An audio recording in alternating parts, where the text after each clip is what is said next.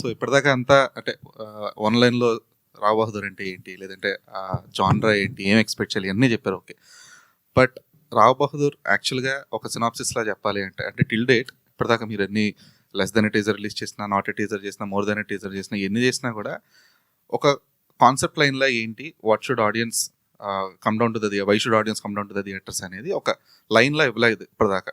దో మీరు అది యాంటిసిపేషన్ ఉండాలి ఇవన్నీ చెప్తున్నా కూడా. సో అలా అప్పుడు అడిగితే ఏం చెప్తారు ఫ్యూ అవర్స్లో కాబట్టి అట్లీస్ట్. సో దిస్ ఈజ్ ఇప్పుడు నేను ఈ కథ సినాప్సిస్లో పెట్టాలంటే కూడా నాకు చాలా రోజులు ఎందుకు పట్టింది అనేది కూడా నేను నిదానంగా అర్థం చేసుకున్నాను. సో జనరల్లీ ఒక ప్లాట్, సింగిల్ ప్లాట్ ఉంటుంది. సో నేను నేర్చుకున్న అంటే కంచిపాలెం తర్వాత రైటింగ్ స్కూల్కి వెళ్ళాను. సో కొంచెం అది వంట పట్టింది, అంటే మంచి యూనో మెథడ్స్ అవి నేర్చుకున్నాను నేను.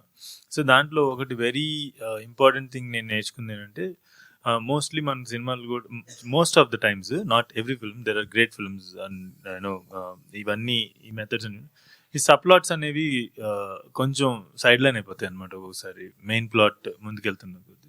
సో ఈ సబ్ప్లాట్ యాడ్ అయినప్పుడు అది సత్య మాటల్లో రిచ్ స్టోరీ టెల్లింగ్ అవుతుంది.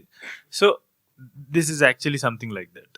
అయితే ఇవన్నీ కలగలిపి ఒక సినాప్సిస్ చెప్పడానికి నేను ఎప్పుడు కొద్దిగా కష్టపడాను. అందుకే నేను ఎప్పుడైనా నరేషన్ ఇమ్మన్నప్పుడు నేను కొన్ని పేర్లు తీయలేను. పెద్ద పెద్ద స్టార్ ప్రొడ్యూసర్స్, స్టార్ యాక్టర్స్ చెప్పినప్పుడు అరగంట ఇచ్చేవాళ్ళు, అరగంట లేదంటే 45 minutes ఇచ్చేవాళ్ళు. సరే మొదలు పెట్టేవాడిని, కానీ 4:30 నేనేం చేశానంటే ఫస్ట్ 2 సార్లు ఫెయిల్ అయ్యాను అనమాట. 1/2 hour 45 minutes చెప్పలేకపోయా. ఇలా కాదని ఓకే అరగంట 45 minutes అని నేను అక్కడికి వెళ్ళి మొత్తం నటించేవాడిని అనమాట. మొత్తం ఒక మైమ్ యాక్షన్ చేసేవాడిని. స్క్రిప్ట్ అంతా 4.5 hours పట్టేది. సో మీరు ఇప్పుడు ఒక సినాప్సిస్లో అడగాలంటే ఇప్పుడు ఈ టీజర్స్ అన్నిట్లో చెప్తున్నట్టుగానే ఒకడు ఉంటాడు, వాడికి ఒక 55-60 ఏళ్ళు ఉంటాయి. వాడి పేరు రావ్ బహదూర్.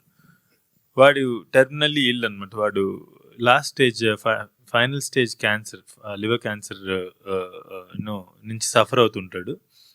సంవత్సరం క్రితమే 4 నెలల్లో చచ్చిపోతాడు అని చెప్పేసి డాక్టర్లు డిక్లేర్ చేశారు. కానీ ఆడు చావట్లేదు. సో సో మీకు మొదటి సీన్లోనే అర్థమైపోతుంది ఎందుకు చావట్లేదు అని చెప్పేసి. వాడికి ఒక క్వెస్ట్ ఉంది.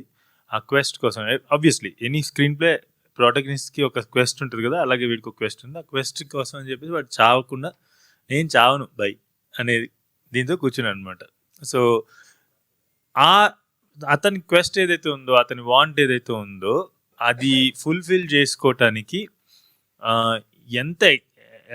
ఎలాంటి సైకలాజికల్ అది ఫుల్ఫిల్ చేసుకోవటానికి సైకలాజికల్ డ్రామా అనేది రాయడం అయిందండి. ఎందుకంటే ఒక గదిలోంచి కదలలేడు, ఆడి టర్మినల్లీ ఇల్లు, వాడికి ఉన్న వాంట్ని ఎలా ఫుల్ఫిల్ చేసుకుంటాడు? వాడికి రోడ్డు మీదకి వెళ్ళడానికే ఓపిక ఉండదు, ప్యాలెస్ దిగడానికి ఓపిక ఉండదు కదా.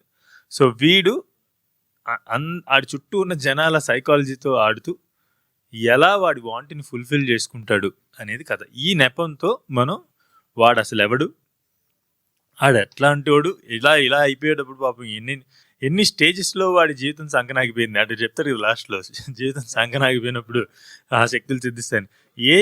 ఆ స్టేజెస్ ఆఫ్ జీవితం సంకనాగిపోవడం అనేది ఈ కథ మొత్తం చెప్పే కదా. ఫైనల్గా చెప్పారు ఎప్పటికన్నా సినాప్సిస్? మీరు అడిగారు కాబట్టి చెప్పగలిగాను. అది కూడా నేరేషన్ లాగే